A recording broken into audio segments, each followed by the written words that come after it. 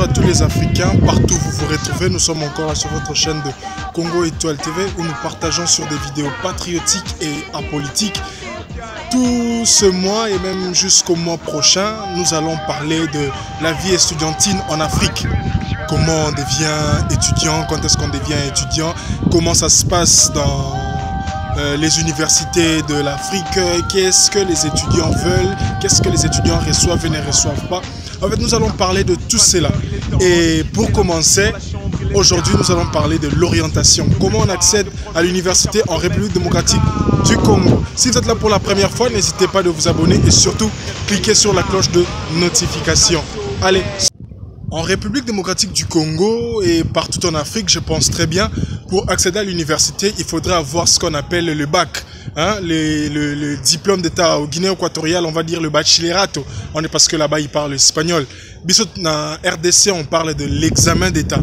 Donc, après ce diplôme-là, tu vas faire ton test d'inscription à l'université. Si tu réussis, tu entres à l'université. Mais qu'est-ce que nous avons constaté? Nous avons constaté que dans bien d'universités en Afrique, ces tests n'existent plus, surtout en République démocratique du Congo. C'est juste, tu donnes de l'argent et tu entres à l'université. Et cela fait en sorte qu'à l'université, nous avons des personnes qui font la honte de notre nation. Parce que tout le monde n'est pas appelé à aller à l'université. Pour accéder à l'université, il faudra avoir quand même un niveau d'intelligence élevé, quand même un bagage intellectuel. Donc, les étudiants doivent passer par un test et par la suite, ils vont accéder à l'université. Mais nous constatons que ces tests n'a plus lieu en Afrique. Cela tue l'Afrique, ça tue l'éducation de l'Afrique.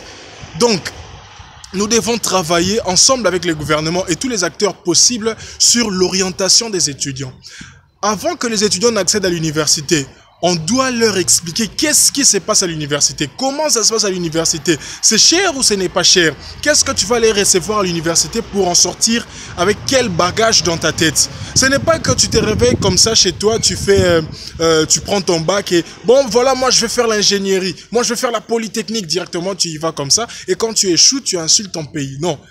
Il faudrait qu'il y ait une orientation pour tous les élèves qui sont en terminale, les finalistes de l'uniforme bleu-blanc en RDC, les finalistes des autres pays d'Afrique.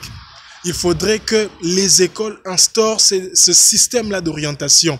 Savoir exactement qu'est-ce qu'il y a à l'université et qu'est-ce que nous pouvons conseiller à nos finalistes qui bientôt vont entrer à l'université. Mais malheureusement, ce que nous constatons est que certains des conseillers d'orientation ne savent plus quoi dire. D'ailleurs, même ces titres-là, on ne sait plus ça sert à quoi. Parce qu'ils n'orientent en rien du tout les élèves.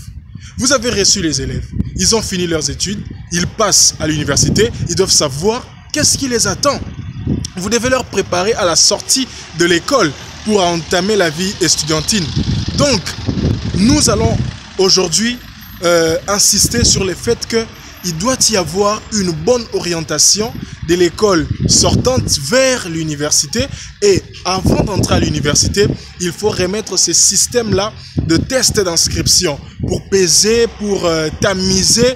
Parce qu'aujourd'hui, en Afrique, vous allez voir un auditoire qui était censé recevoir 200 étudiants. Ça reçoit maintenant 1000, 1500. Les étudiants échouent en cascade. Personne n'écoute le professeur. Personne n'entend. Il n'y a pas d'instrument. La voix du professeur n'arrive pas jusqu'au fond de l'auditoire. Et ça fait en sorte que beaucoup ne reçoivent pas la formation qu'ils devraient recevoir.